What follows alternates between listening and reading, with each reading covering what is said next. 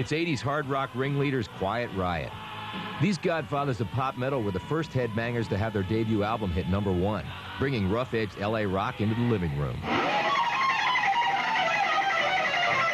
Late great guitar legend Randy Rhoads actually started the band, but the man who put Quiet Riot on the map was its frontman with a flair for the dramatic, original vocalist Kevin DuBrow.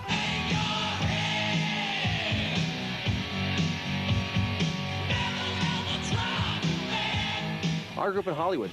I'm one of the few that actually was born here. I'm a child of Hollywood. This Tinseltown kid has always been about lights, cameras, and action. Growing up, Kevin knew just how to grab center stage with a charming smile, some flashy headgear, and the finest threads. But Kevin's path to superstardom started out on the other side of the lens. I was a photographer for a while, which is a way to shoot bands. I saw Rod Stewart in the Faces. The guys wanted to be him, and the girls wanted to be with him. I said, man, I can do this. And I was just made up my mind that's what I was going to do. I was going to be a rock star.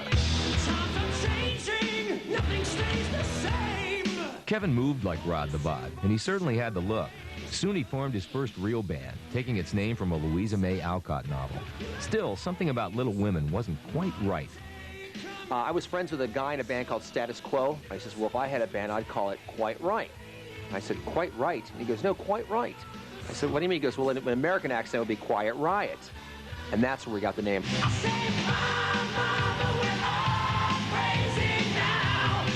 The tag was perfect in a town known for its share of mayhem, but Quiet Riot's debut at La Cañada Country Club wasn't so crazy. Soon Kevin went searching for new blood and found stunt bass player Rudy Sarzo. With Rudy on board, Kevin and the boys were cruising the club circuit in no time.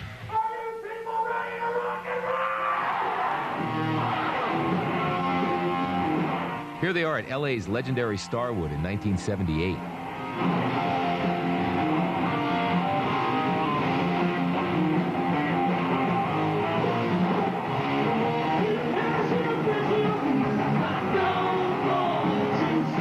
Quiet Riot continued scorching the Sunset Strip in 1979 with a gig at the Whiskey A Go-Go.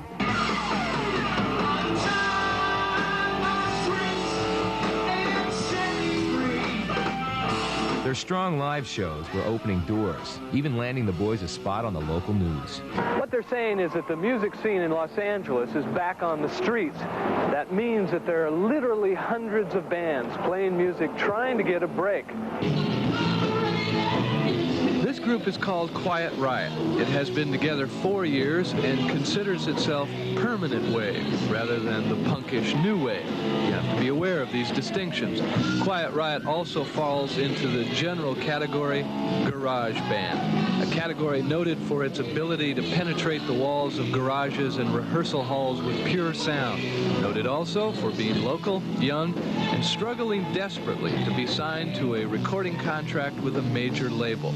Unfortunately, major labels weren't exactly feeling the noise. I think it was my idea or somebody's to rent a couple of flatbed trucks, have all of our fans get on the trucks with a bunch of Quiet Riot picket signs saying, sign Quiet Riot. Even with all those fans drumming up support, Quiet Riot still needed to pump up their rhythm section with some fresh blood behind the skins. Enter hard-hitting Frankie Banali, a New York kid practically holding his breath for a chance at the drum kit. I wanted to start playing drums in the school band. They had too many drummers. They put me on cornet until they found out that I had acute asthma and passed out holding a high C. So they switched me over to drums. After high school, Frankie went to Hollywood.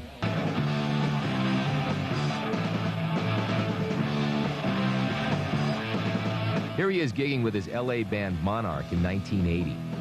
They may have rocked the West Valley Supper Club, but Monarch didn't rule for very long. Once Frankie fell in with Quiet Riot, he helped him find the perfect cleanup hitter for their lineup, lead guitarist Carlos Cavasso.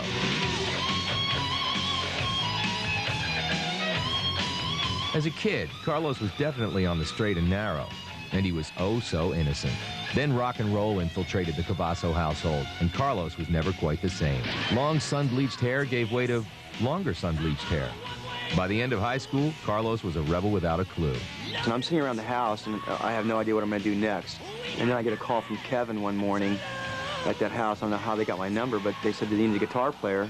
Carlos put Kevin in the band over the top. and it wasn't long before they were tearing up the charts, not to mention giving Middle America its first case of metal whiplash.